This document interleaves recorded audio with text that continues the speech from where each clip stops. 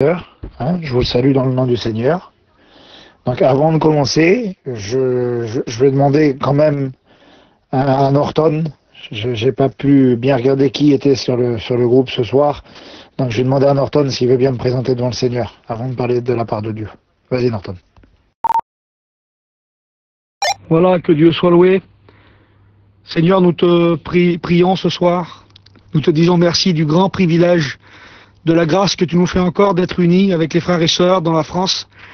Seigneur, il y a des frères et sœurs de la France entière sur ce canal ce soir pour t'adorer, te louer, te présenter aussi nos cœurs, nos besoins, nos requêtes, Seigneur Jésus. Mais Seigneur, tu as dit dans ta parole, quand vous vous réunissez, 2 ou 3 en mon nom, je suis au milieu de vous. Et Seigneur, nous sommes réunis ce soir. Nous sommes plus de 120 personnes ce soir, je le crois. Bénis ton serviteur Bruno, remplis de ta présence, Seigneur. Donne-nous une parole, dis-nous ce que tu as à nous dire, Seigneur. Nous sommes là comme des vases qui ne demandent qu'à être remplis ce soir. Seigneur Jésus, on a soif de toi, de ta présence. Tu es notre Père, nous t'aimons, Seigneur. Merci, merci Seigneur du privilège d'écouter ton message ce soir. Amen. Amen. Voilà, gloire au Seigneur. Donc voilà, frères et sœurs, j'avais ce mot sur mon cœur depuis quelque temps, et quand Norton m'a appelé tout à l'heure pour me demander de porter la parole de Dieu, donc j'ai décidé de vous l'apporter. Donc en remerciant mes frères de me laisser la place dans cette soirée, je voudrais qu'on fasse une lecture. Donc on va partager ce petit mot simple que Dieu a mis sur mon cœur. Ça se trouve dans l'Épître aux Romains, pour ceux qui ont la parole de Dieu, chapitre 12, frères et sœurs, et verset 2. Et vous connaissez tous ce verset, on le connaît tous, on l'a déjà écouté prêcher plusieurs fois, mais c'est ce que Dieu met sur mon cœur dans cette soirée. Donc je voudrais vous faire cette lecture. C'est l'apôtre Paul qui va parler à l'église des Romains, dans l'Épître aux Romains, et voilà ce qu'il nous est dit. Ne vous conformez pas au siècle présent, mais soyez transformés par le renouvellement de l'intelligence, afin, il y a une raison, si on doit avoir cette évolution spirituelle dans nos vies, on le sait, frères et sœurs, je le dis au passage, que cette chose là dont Paul nous parle, et puis cette transformation, on va dire comme Paul le dit, ce renouvellement de l'intelligence là, c'est lorsqu'il commence lorsqu'on est de nouveau. C'est lorsque Dieu crée en nous ce miracle merveilleux qu'est la nouvelle naissance. Eh ben, il y a cet être nouveau qui est créé en nous et qui commence à combattre la chair, vous voyez, le vieil homme qui est en chacun de nous. Et il y a ce combat entre la chair et l'esprit qui s'installe entre chacun de nous. Et je voudrais vous le dire dans cette soirée, frères et sœurs, merci Seigneur pour le miracle que Dieu fait en nous par rapport à la nouvelle naissance, mais nous devons veiller, frères et sœurs. Nous devons continuer, Seigneur d'amour. On a été sanctifiés une fois pour toutes, la Bible nous dit. Au niveau de notre salut, merci Seigneur. Dieu a créé cette nouvelle créature en nous. Mais on doit, frères et sœurs, veiller à nourrir cette nouvelle créature. Vous avez bien compris au sens spirituel, on doit nourrir de la parole comme il a été chanté dans les cantiques. On doit se nourrir, on doit être désaltéré par la parole de Dieu, parce que notre âme a ces besoins-là. L'être spirituel que Dieu a créé en nous doit être nourri, rassasié, désaltéré, à seule fin que nous puissions, Seigneur d'amour, au niveau de la chair, diminuer, à seule fin que le spirituel puisse croître. Je vous le dis comme ça dans cette soirée, mais je pense que vous avez compris. Donc, au niveau du salut, merci Seigneur, Dieu a fait ce miracle en nous.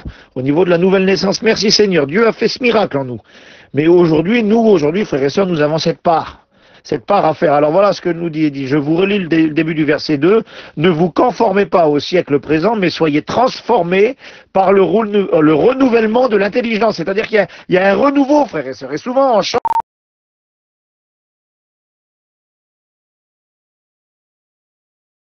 Donc je reprends, c'est pas grave, on a été coupé, on a l'habitude maintenant de toute façon avec ça. Donc je vous disais, on a l'habitude de chanter ce petit cantique là, mais dans mon cœur, Seigneur, quelque chose de nouveau. Donc voilà, frères et sœurs, nous avons bien compris dans cette soirée qu'au niveau de ces choses que Dieu a fait en nous, merci Seigneur, c'est fait, c'est acquis. Mais au niveau de notre marche de sanctification tous les jours, frères et sœurs, il doit y avoir un renouveau dans nos vies chrétiennes. On ne doit pas être des chrétiens religieux, on ne doit pas faire des choses par religiosité, mais on doit être réellement renouveler, avoir quelque chose de nouveau dans nos cœurs. Donc j'avance. Il dit, soyez transformés par le renouvellement de l'intelligence, afin, dans un but, frères et sœurs. Et j'avance dans mon message, qui sera pas long ce soir, je pense pas. Il dit, afin que vous discerniez quelle est la volonté de Dieu. Et puis là, quand vous faites la lecture avec moi, on est simple ce soir. Moi, je suis quelqu'un qui lit la parole de Dieu simplement. Il y a 2 petits points. Parce que ce qui va suivre, c'est la volonté de Dieu. Alors là, afin que vous discerniez quelle est la volonté de Dieu. Donc j'aimerais vous répéter, frères et sœurs. Ne vous conformez pas au siècle présent. Ne soyons pas mondains, frères et sœurs. Ne nourrissons pas la chair, mais nourrissons l'esprit.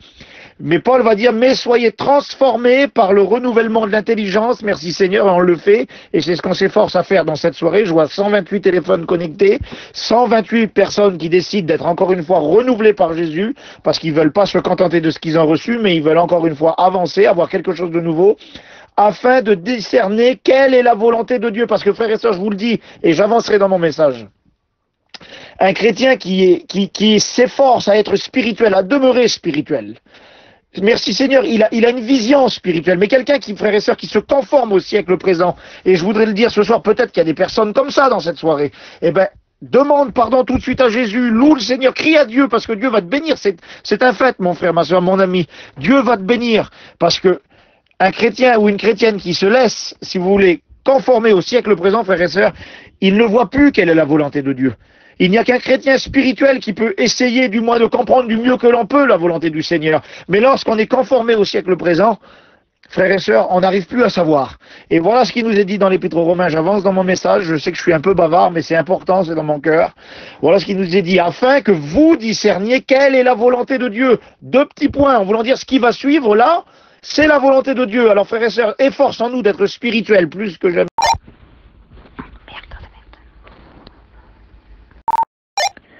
On a été coupé, frères et sœurs, c'est pas méchant. Hein, on essaye de ne pas appuyer sur le bouton. Donc, efforçons-nous d'être spirituels. Efforçons-nous de veiller par rapport à la parole de Dieu. Efforçons-nous de jeûner, de prier, frères et sœurs, à seule fin de mieux discerner quelle est la volonté de notre Dieu. Parce que ce qui va suivre, ce que je vais vous dire là, ces 2 petits points-là, c'est ce que Dieu veut de nous. Alors, voilà ce qui nous est dit, afin que vous discerniez quelle est la volonté de Dieu. Je sais que je répète, mais c'est pas grave, ça a de l'importance. C'est le mot du Seigneur pour chacun de nous dans cette soirée. Afin que vous discerniez quelle est la volonté de Dieu, et voilà ce qu'elle est la volonté de Dieu, ce qui est bon. Dieu veut que nous fassions des choses qui soient bonnes, frères et sœurs, et puis on va le voir ensemble quelques instants, il va dire ce qui est bon, agréable et parfait. Et j'ai pris 3 petits points rapides, et je voudrais pas être... Je voudrais que vous vous laissiez la place pour la prière. Mais un jour, un homme, frères et sœurs, il est venu, et dans l'évangile de Matthieu, chapitre 19 et verset 16, vous connaissez cette histoire-là, c'est le jeune homme riche, il est venu devant le Seigneur, et il a interrogé le Seigneur dans l'évangile de Matthieu, il l'interroge sur cette forme-là. Il va lui dire, bon maître, que dois-je faire de bon pour hériter la vie éternelle?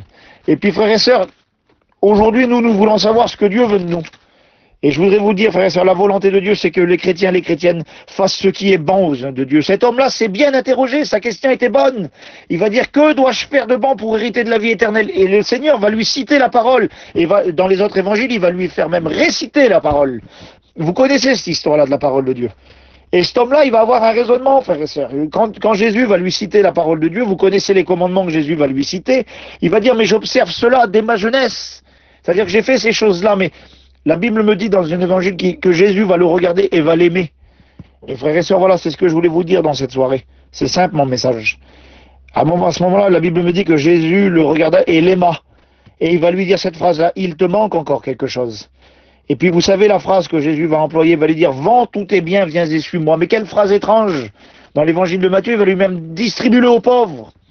Alors qu'on lit dans l'Épître aux Corinthiens, chapitre 1 et verset 13, que même si on vendrait tous nos biens et qu'on le distribuerait pour la nourriture des pauvres, si on n'a pas l'amour, on n'a rien. Alors cette question est venue dans mon cœur. Faire ce qui est bon, frères et sœurs, faire la volonté de Dieu, c'est bien sûr être aimé par Dieu, parce que c'est la base de tout, c'est la base de notre salut, c'est la base du cadeau de Dieu, de Jésus sur cette croix, frères et sœurs. Mais à ce moment-là, ce que Jésus demandait à cet homme, c'était bien sûr qu'il était aimé. La Bible me dit, Jésus l'aima. Mais ce qui manquait à cet homme-là, frères et sœurs, c'était d'aimer Dieu. Parce qu'il était aimé par Jésus à ce moment-là. Mais Jésus, à son tour, lui demandait quelque chose. Jésus aimait cet homme, mais il lui demandait à son tour de l'aimer en retour. Parce que, frères et sœurs, c'est ce que Dieu veut. Notre Père, frères et sœurs, je ne fais qu'un rappel ce soir. C'est ce que j'ai sur mon cœur et je le fais dans la liberté et dans la simplicité. Il veut que nous connaissions sa volonté, et sa volonté, c'est de faire ce qui est bon. Et de faire ce qui est bon, frères et sœurs, c'est d'aimer notre Sauveur. C'est d'aimer notre Père qui est dans les cieux. De l'aimer en parole, c'est formidable, mon frère, ma sœur. Mais l'amour, ça se prouve. L'amour, c'est des mots, bien sûr que ça fait partie de l'amour de prononcer des mots. Aimer notre Dieu, c'est aussi le louer, l'adorer. Mais c'est aussi aimer en acte, frères et sœurs. Et c'est ce que Jésus demande à cet homme-là. Il va lui dire, il te manque encore quelque chose, c'est-à-dire que lui, il aimait ses biens plus que tout. Alors que Jésus, à ce moment-là, il voulait que ce soit lui qui l'aime plus que tout. Et puis mon frère, ma soeur, je voudrais juste rappeler ça ce soir sans viser personne, mais la parole est claire. Nous voulons être spirituels pour savoir ce que Dieu veut de nous. Et ce que Dieu veut de nous, c'est que nous fassions ce qui est bon. Et ce qui est bon, frères et sœurs, c'est d'aimer notre Sauveur. En parole, en prière, en louange, bien sûr, mais aussi en action, en acte, frères et sœurs. Et vous savez, les actes d'amour que l'on peut faire pour Dieu, ça n'a pas toujours les formes que nous on croirait. Ce soir, ta présence sur ce petit groupe prouve que tu aimes ton Sauveur. Ça, c'est un acte pour le Seigneur, c'est un acte de fidélité. Alors mon frère, ma sœur, fais ce qui est bon. Il serait grand temps, frères et sœurs, que nous ouvrions encore une fois les yeux pour savoir quelle est la volonté de Dieu. Et la volonté de Dieu, c'est ce que je vous ai dit. C'est ce qui est bon, ce qui est agréable et ce qui est parfait. Donc je vais vite, excusez-moi parce que je suis très bavard, mais je voudrais vous parler aussi du deuxième point de la volonté de Dieu. Et j'ai marqué quelque chose de rapide. Hein. Nous, on a le privilège d'être réunis à quelques familles, là où on est, et puis je comptais porter ce petit message pour une réunion de prière demain. Mais je pense que ce mot de Dieu n'était pas pour le demain, mais c'était pour nous ce soir, frères et sœurs. Alors j'ai noté dans Hébreux 11, vous connaissez ce verset de la Bible nous dit que c'est par la foi qu'Enoch fut enlevé, pour qu'il ne voie point la mort, et il ne parut plus, parce que Dieu l'avait enlevé. On est ensemble, frères et sœurs, regardez ce qu'il nous est dit, car avant son enlèvement, il avait reçu le témoignage, regardez quelle grandeur, frères et sœurs, il avait reçu le témoignage, Enoch, qu'il était agréable à Dieu, et on prend le verset 6, or, sans la foi, il est impossible de lui être agréable. Et je voudrais juste vous dire, frères et sœurs, je sais que les temps qu'on a passés, qui sont derrière nous, n'ont pas été évidents. Je sais que les temps d'aujourd'hui, frères et sœurs, c'est peut-être un peu amélioré, mais ça reste pas évident pour beaucoup de monde.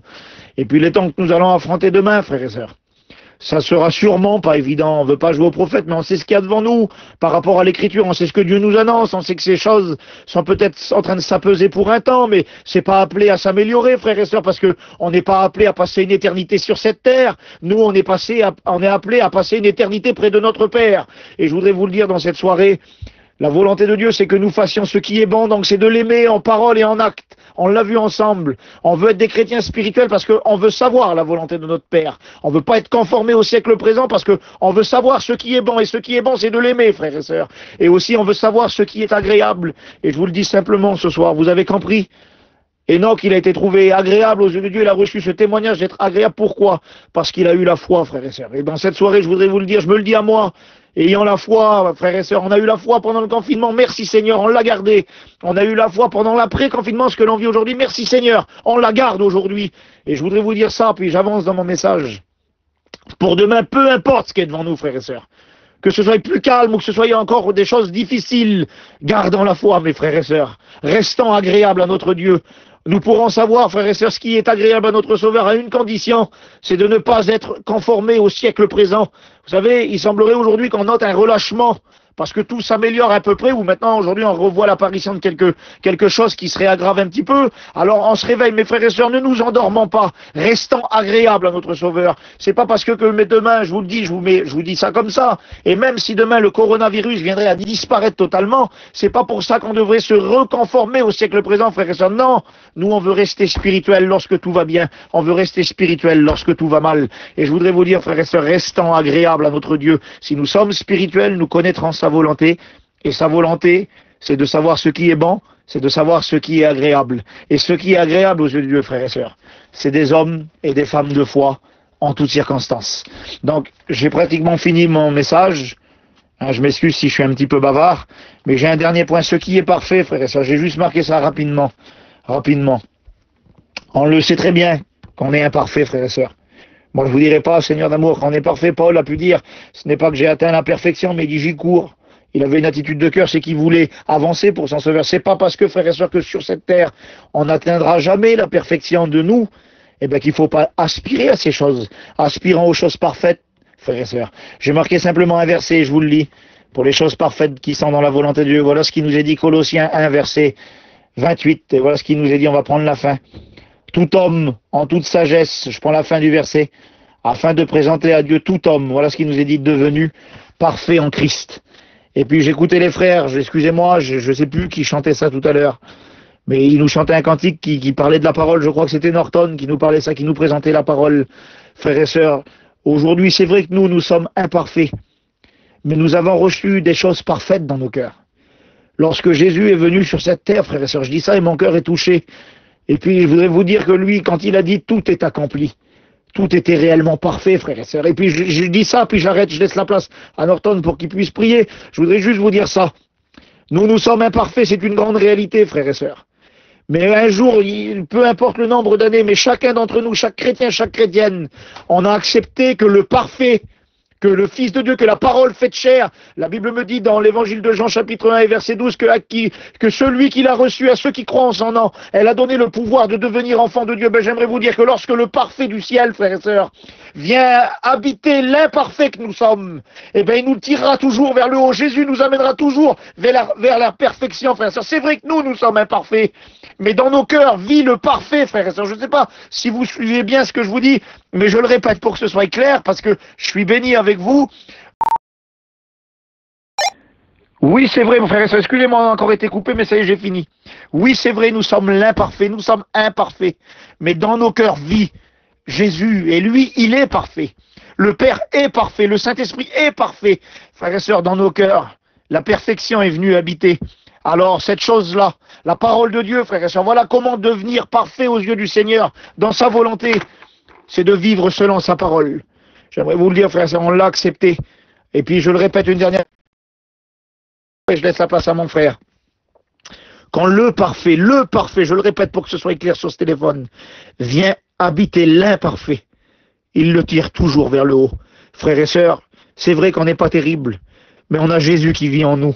Et le Seigneur, la Bible me dit que celui qui a commencé en vous cette belle œuvre, la rendra parfaite pour le jour de Jésus-Christ. Et bientôt, mes frères, mes sœurs, bientôt, le Seigneur amènera cette œuvre à la perfection. Il nous amènera à la perfection. Il amènera son Église à la perfection. Parce que bientôt, notre Sauveur vient nous chercher.